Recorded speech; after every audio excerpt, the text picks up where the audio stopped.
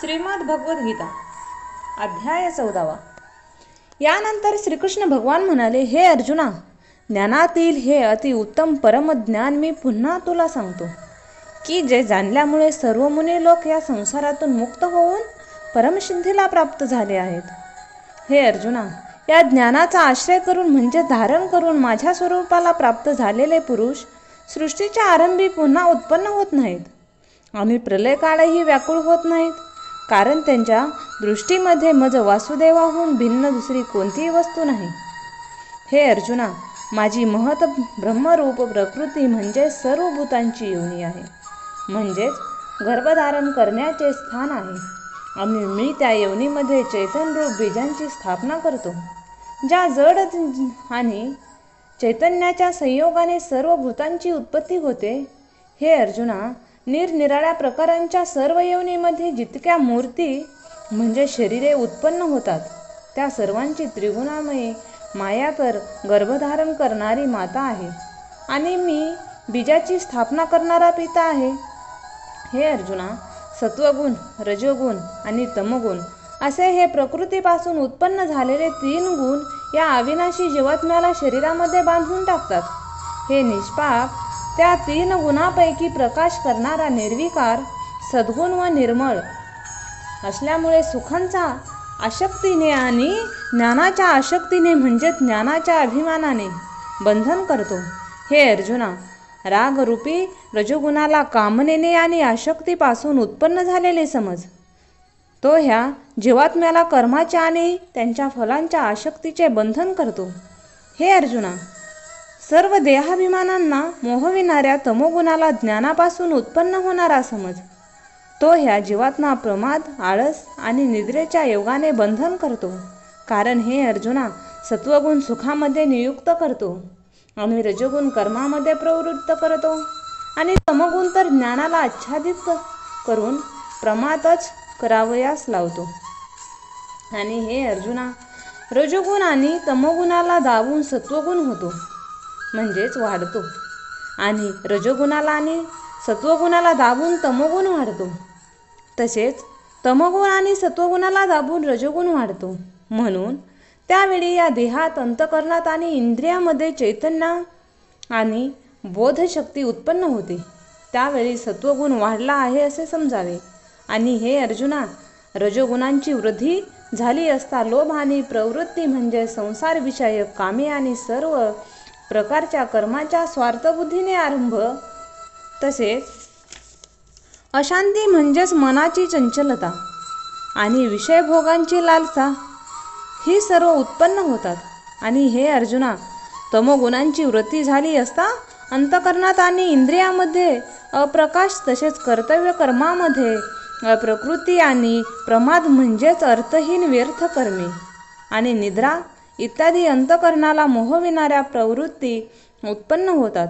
हे अर्जुना, ज्यावेळी सत्वगुणाच्या वृद्धीमध्ये मरण पावतो, त्यावेळी तो उत्तम कर्मे करणाऱ्या मलरहित म्हणजेच दिव्य स्वर्गादी लोकांना प्राप्त होतो.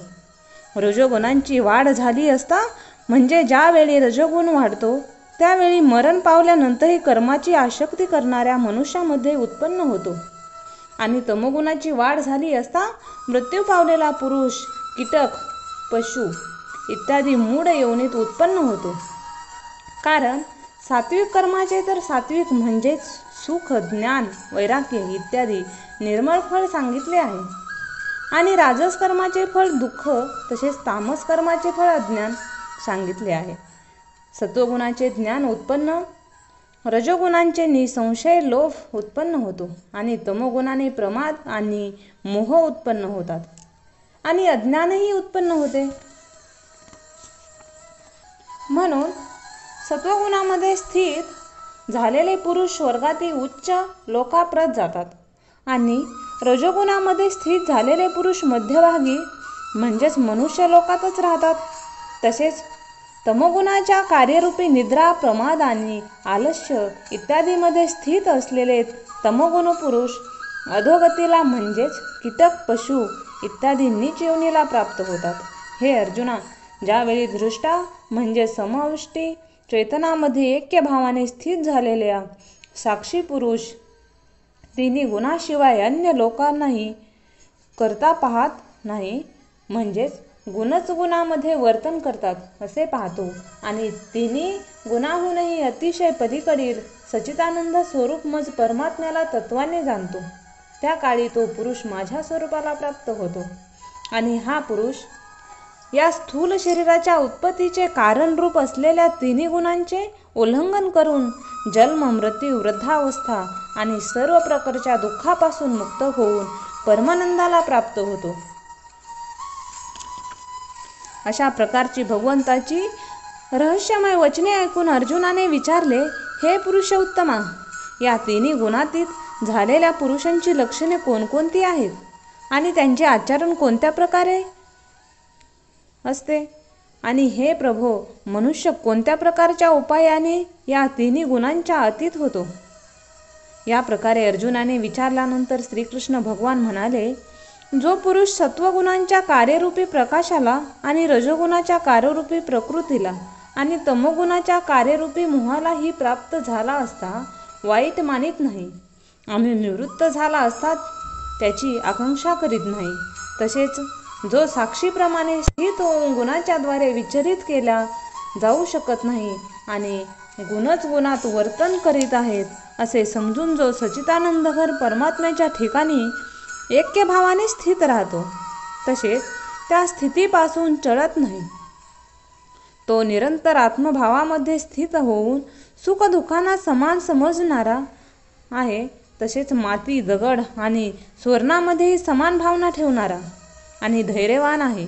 तसेच तो इष्ट आणि अनिष्टांना समान समजतो आणि आपला निंदा आणि स्तुतीमध्येही समान भाव ठेवणारा आहे. तसेच तो मान आणि अपमानामध्येही समान आहे, तसेच मित्र आणि वैरी त्यांच्या बाबतीतही सम आहे. तो संपूर्ण आरंभात कर्तेपणाचा अभिमानरहित झालेला पुरुष गुणातीत म्हटला जातो. जो पुरुष अव्यभिचारी भक्तियोगाने मला निरंतर भजतो, तो या तिन्ही गुणांचा चांगल्या प्रकारे उल्लंघन करून सच्चिदानंद घन ब्रह्मामध्ये ऐक्य पावण्यास योग्य होतो. हे अर्जुना, त्या अविनाशी परमब्रह्मांचा आणि अमृतांचा व नित्यधर्माचा आणि अखंड एकरस आनंदाचा मीच आश्रय आहे. म्हणजे उत्कृष्ट ब्रह्म, अमृत, अव्यय आणि शाश्वत धर्म, तसेच ऐक्यादी सुखी ही सर्व माझीच नावे आहेत, म्हणून मी यांचा परम आश्रय आहे. अध्याय समाप्त. रामकृष्ण हरी.